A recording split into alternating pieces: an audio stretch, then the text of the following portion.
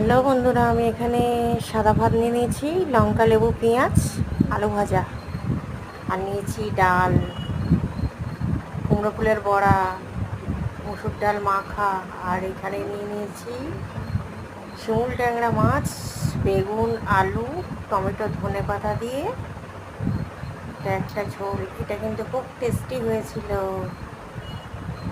তো শিমুল ট্যাংরা খাওয়া হাড়ের জন্য খুব ভালো।